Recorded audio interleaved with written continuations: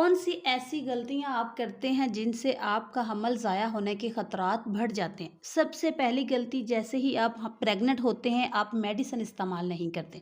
Medicine आपने folic acid इस्तेमाल करनी है, आप प्रेग्नेंट होने से पहले से भी इस मेडिसिन को शुरू कर सकते हैं। अगर नहीं की तो हमल होने के पहले दिन से ही फ़ोलिक एसिड टैबलेट शुरू कर दें। अगर आपके पहले 1 या 2 हमल ज़ाया हो चुके हैं तो आपने फ़ोलिक एसिड के साथ ग्रोथ की मेडिसिन लाज़मी लेनी है, डॉक्टर के मशवरे के साथ। ये प्रॉपर एक स्टडी की गई थी जिसमें मिसकैरेज वाली ख़वातीन के ब्लड सैंपल लेकर उनके अंदर आरबीसी लेवल चेक किए गए थे, तो वो बहुत ज़्यादा कम पाए गए थे। इसलिए आपने फ़ोलिक एसिड को बहुत इम्पोर्टेंट मल्टीविटामिन समझकर यूज़ करना है। अब कम से कम 14 वीक्स तक आप फ़ोलिक एसिड को इस्तेमाल करें। 14 वीक्स के बाद इसकी रिक्वायरमेंट थोड़ी-सी कम हो जाती है, लेकिन 40 वीक्स तक बेबी की ग्रोथ के लिए फ़ोलिक एसिड बहुत ज़रूरी है। दूसरा इम्पोर्टेंट फैक्टर ये है कि अगर आप बहुत ज़्यादा वेट गेन कर लेते हैं तो आपका हमल ज़ाया होने के खतरात समझ बढ़ गए हैं। यहाँ पे आप रिस्क लेते हैं बट अपना वेट बहुत गेन करके आप बहुत ज़्यादा डाइट अच्छी कर लेते हैं या बहुत ज़्यादा मेडिसिन इस्तेमाल कर लेते हैं जिसकी वजह से आपका वज़न बढ़ जाता है। आप प्रेग्नेंट होने से पहले या प्रेग्नेंट होने के बाद स्टार्ट के दिनों में अगर आप बहुत ज़्यादा वेट पुट ऑन कर लेते हैं तो इससे भी मिसकैरेज आपका जो मिसकैरेज के रिस्क हैं वो डबल हो जाएँगे। और इसी तरह अगर आप बहुत ज़्यादा वेट लूज़ कर लेते हैं तो आप या प्रॉपर डाइट नहीं ले पा रहे होते या नोज़िया और वॉमिटिंग की वजह से उसको आपने कंट्रोल नहीं किया या उसको उसकी मेडिसिन इस्तेमाल नहीं की तो आपको पानी की कमी हो सकती है या बहुत ज़्यादा वीकनेस होने की वजह से मिसकैरेज के रिस्क बढ़ जाते हैं। अगर आप अच्छे डॉक्टर को बाकायदा चेकअप करवा रहे हैं, आप कॉन्टैक्ट में हैं, तो 95% आपकी प्रेगनेंसी सेव है। अगर आप किसी डॉक्टर के साथ लाइज़ॉन में नहीं हैं, तो 65% चांस है कि आपका जो बेबी है वो सेव नहीं है। इसके अलावा इम्पोर्टेंट चीज़ है आपका लाइफ़स्टाइल। अगर आपका लाइफ़स्टाइल टफ़ है, बहुत ज़्यादा स्ट्रेसफुल है, आप कोई ऐसी जॉब करते हैं जिसमें बहुत ज़्यादा स्ट्रेस है, स्ट्रेस दोनों में से कोई भी हो सकता है, मेंटली या फिज़िकल। स्ट्रेस तो आपका मिसकैरेज का रिस्क इसकी वजह से बढ़ सकता है बहुत ज़्यादा। नॉर्मल पब्लिक की निस्बत ये चीज़ ज़्यादा है स्ट्रेसफुल।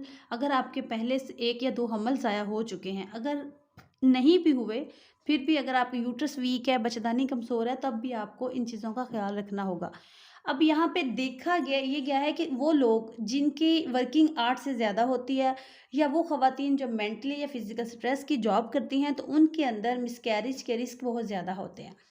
तो लिहाज़ा अपनी लाइफ के अंदर ऐसी एक्टिविटीज़ रखें जिनसे आपके पूरे दिन की थकावट ख़त्म हो सके। एक प्रेग्नेंट औरत को फैमिली सपोर्ट की ज़रूरत होती है। अगर आपके पहले मिसकैरेज की हिस्ट्री है तो अपनी लाइफस्टाइल से स्ट्रेस को निकाल दें और प्रॉपर रेस्ट को मेक श्योर बनाएं।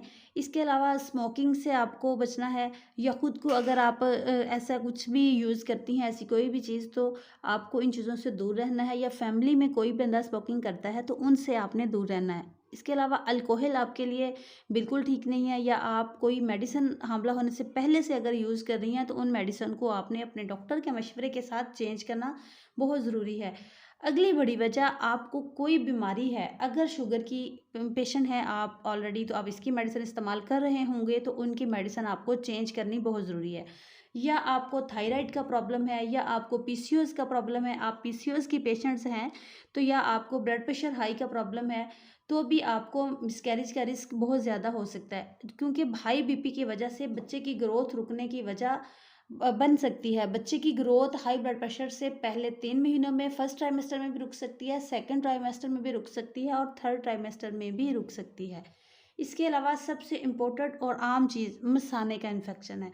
अगर आपको ये पहले से है या हमल में बार-बार हो रहा है तो भी आपका हमल ज़ाया होने के रिस्क ज़्यादा हैं या आपको हमल होने से पहले से ये इन्फेक्शन मौजूद है तो इसमें आपको ऊपर से प्रेगनेंसी हो गई है तो ये समझ लें कि आपकी प्रेगनेंसी सेफ नहीं है। इसमें आपको पहले अपना जो आपको इन्फेक्शन है जिस वजह से आपको लकोरिया हो रहा है, बार-बार इन्फेक्शन जो मसाने का होता है उसमें लकोरिया होता है ज़्यादा, उसमें बार-बार पानी पड़ना और पानी का कलर पीला हो जाना, उस पानी से स्मेल आना और उसके साथ-साथ आपको वजाइना में ख़ारिश फ़ील होना, वजाइना के ज़रिए से आपको पेट के निचले हिस्से में दर्द रहना, कमर के निचले हिस्से में दर्द रहना।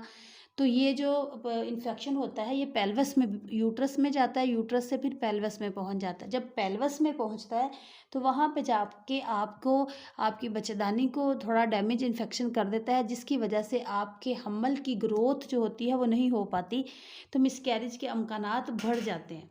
उम्मीद करती हूँ आज की वीडियो पसंद आई होगी। मिलेंगे किसी नेक्स्ट वीडियो में नेक्स्ट टॉपिक के साथ, तब तक के लिए अल्लाह हाफिज़।